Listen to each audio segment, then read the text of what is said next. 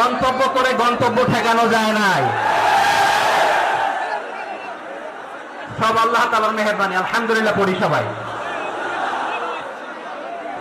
চট্টগ্রাম শহর থেকে কারা আসছেন দেখি? মাশাআল্লাহ মাশাআল্লাহ মাশাআল্লাহ, ঠিক আছে। সিলেট থেকে কারা? সিলেট,